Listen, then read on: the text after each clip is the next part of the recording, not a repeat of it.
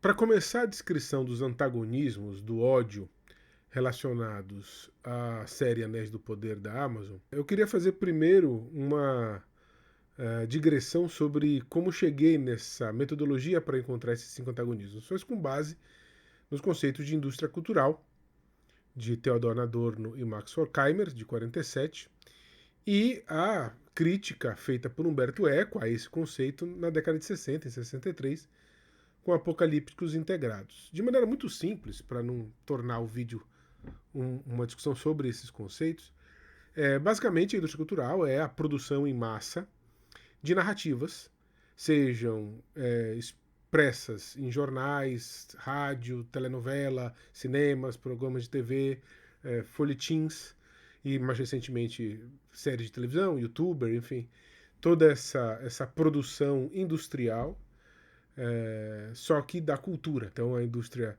cultural é essa produção em massa, daí a ideia de cultura de massa, também um conceito correlato, que seria uma forma de controlar as massas, e aí a relação óbvia com o homem-massa do Ortega y Gasset e o homem nobre, aquele que é o espírito livre da tradição ocidental, como contraste, se tornaria um aporte também para essa compreensão.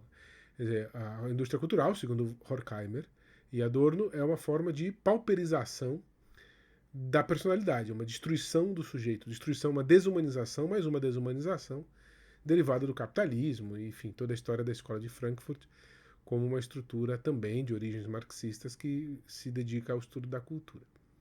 Por outro lado, Humberto Eco ele coloca um ponto de tensão nessa classificação, porque ele, no Apocalípticos Integrados, e aí a questão dos antagonismos em relação à indústria cultural é o ponto fundamental da minha metodologia, ele apresentava que, na verdade, estão duas atitudes diante da produção cultural de massa, que é a atitude apocalíptica e a atitude integrada. A atitude apocalíptica é a atitude do Adorno e do Horkheimer, que obviamente entendem a cultura de massa, a indústria cultural, como anticultura. Quer dizer, tudo que vem de lá é podre, tudo que vem de lá é morte da personalidade, morte da humanidade.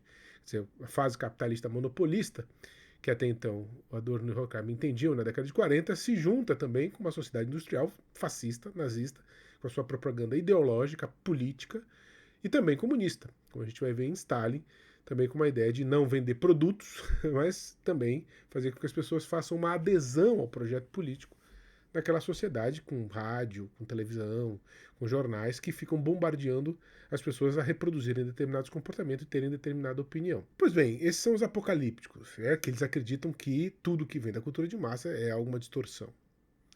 Os integrados, por sua vez, são aqueles que estão bem confortáveis com o consumo da cultura de massa, mas, diz o Eco, e aí retomam os elementos ligados também a uma crítica do Walter Benjamin sobre a possibilidade de acesso à cultura na produção em massa, quer dizer, não é só uma coisa terrível, mas também pode ser uma democratização de elementos culturais que até então eram de uma elite, e aí a crítica do Ortega y Gasset ao homem massa em relação ao homem de elite, que o homem massa ele é necessariamente alguém que não tem personalidade, que não tem liberdade, e o homem de elite é aquele que se liberta dos interesses mais comezinhos. Então, o Walter Benjamin vai discutir essa questão e vai apresentar que, na verdade, a indústria cultural e os jornais, o rádio, a televisão dão acesso até à obra de arte a produtos que até então, a conteúdos que até então eram de uma elite para a população em geral, para a democracia. Então, isso é um elemento importante. Então, os integrados têm um fator democrático do seu lado, certo? E eles estariam mais acostumados, mesmo que abdicando de uma certa profundidade, ficando na superficialidade que a cultura de massa exige, porque ela não pode ser muito profunda, não pode ser muito variada, ela tem que ser meio padrão, e consequentemente isso diminui as possibilidades de interação com as narrativas culturais, com peças de teatro, com literatura, cinema, enfim, para ser mais facilmente consumida. Pois bem, esses antagonismos entre apocalípticos e integrados é a chave fundamental de todos os cinco antagonismos que eu desenvolvi a partir da análise do ódio ao Anéis de Poder. E o primeiro nível é justamente esse nível do dinheiro mesmo, da indústria cultural super alavancada, quer dizer, a gente está discutindo década de 40, década de 60 do século XX, está na década de 20 do século XXI, quer dizer, muito tempo, né? Quase 100 anos, separam essas duas categorias e o aprofundamento e o acirramento da internet como fonte de capital se tornou inimaginável para os anos 60, para os anos 40 do século XX. O que nós vivemos hoje é um fenômeno extremamente diferente de tudo que foi visto da indústria cultural, como a televisão, por exemplo. E um desses fenômenos é a produção de séries por streamings. E a Amazon Prime produzindo um produto cultural que é o Anéis de Poder. E, obviamente, o tipo de propaganda para a indústria cultural operar hoje inclui os youtubers. Inclui sites, portais, especialistas em determinado produto cultural, porque a indústria cultural se precisa desses influenciadores, desses multiplicadores, para ela ter eco com o seu público. E o público hoje, dentro da própria dinâmica do capitalismo, está cada vez mais interessado em desenvolver determinado vínculo com aquele produto, e as empresas obviamente sabem disso, criam as suas comunidades afetivas. As comunidades afetivas que são os fãs da Marvel, são os fãs da DC, os fãs de Tolkien, os fãs do Kung Fu Panda, os fãs de todos os outros do Harry Potter, que são potenciais consumidores que as empresas precisam cultivar para guardar como reserva de mercado. Então, obviamente, é necessário um diálogo entre a base consumidora do produto e a empresa que produz esse produto. E muitas vezes a indústria cultural tem choques e dissonâncias entre os interesses das companhias, que obviamente têm uma cosmovisão capitalista e uma determinada visão de mundo, e os interesses dos fãs, da base de fã, da base de consumo daquele produto. E que muitas vezes não tem nada a ver com a produção artística. Claro que todo produto cultural tem uma expressão artística intrínseca. Ele não é só um produto, ele é um produto que precisa ter um verniz artístico. Até para poder fazer diálogo com a comunidade afetiva daqueles que assistiram Star Wars lá na década de 70 e que cresceram, tiveram filhos, levaram os filhos para ver nos anos 2000, que aí levaram os seus filhos para ver nos anos 2010 e por aí adiante. E todos os produtos derivados dessa franquia enorme que é a Guerra nas Estrelas. Então esse diálogo é a grande chave hoje da indústria cultural. Quer dizer, como é que eu mantenho a minha base de consumo mobilizada, afetivamente presa, e ao mesmo tempo imponho determinados produtos, determinados valores, determinadas perspectivas para essa base de consumo, para esses meus fãs. A discussão sobre a representatividade ela é toda baseada nisso. Nós vamos ver nos outros antagonismos como é que a questão dos LGBT, a questão racista, a questão do machismo, se enquadra nessa tensão entre o que os fãs querem consumir e o que as empresas querem enfiar para os fãs. É uma discussão bastante complexa, inclusive porque a indústria cultural ela vai mudando e muitas vezes ela tem que desmontar coisas que ela montou. Então uma base de consumo de propaganda dos anos 80, com Rambo, com Braddock, né, que era uma perspectiva ainda muito ligada à Guerra Fria, determinados valores que muitas vezes dialogavam com xenofobia, preconceito, precisam ser desmontados agora porque a base civilizatória é outra. Então a indústria cultural não está preocupada com uma certa realidade de direitos humanos em si, mas como eu posso ajustar o meu mercado, meus investidores e a perspectiva, assim, de uma civilização que tem hoje, que eu construí nos anos 80 de um jeito, que agora eu preciso construir de outro. Só que a base da comunidade de fãs, às vezes, resiste a esse processo. De maneira legítima, às vezes de maneira inconsciente. Mas tudo isso, toda essa mudança, ela se estabelece nesse primeiro nível de antagonismo que eu estou querendo discutir, de maneira ainda muito mais superficial, que é basicamente a ideia de como o dinheiro circula. Como o dinheiro circula na indústria cultural hoje? Quer dizer, para eu manter a comunidade de fãs cativa, eu preciso, hoje, não mais de grandes conglomerados de comunicação. Não adianta botar nos cinemas, colocar cartaz em shopping. Eu preciso ter ao meu lado os especialistas, os influencers especialistas, os youtubers especialistas, os que conseguem ter grandes seguidores no Instagram, que representam essa minha comunidade de fãs com quem eu quero conversar. Então eu posso fazer um elenco, posso listar os grandes representantes daquele público que eu quero atingir e faço uma parceria com esses youtubers, uma parceria com esses influenciadores, para que eles possam falar bem do meu produto, para que eu possa fazer uma determinada propaganda do meu produto, para que eu possa, por minha vez, eu como empresa que quero vender um produto, atingir a comunidade de fãs que se identifica também com aquele youtuber e que se identifica com o produto que eu quero vender. Então eu faço essa entre o meu público direto, que vai consumir o meu produto, e a empresa, eu tenho um influenciador que vai servir como intermediário nessa aceitação, nessa degustação, nessa deglutição, né, da comida que eu estou servindo. Muito bem. Acontece que muitos influenciadores falam de muitas coisas. E a lista das pessoas que são consideradas ponto-chave para um determinado produto pode ser muito variável.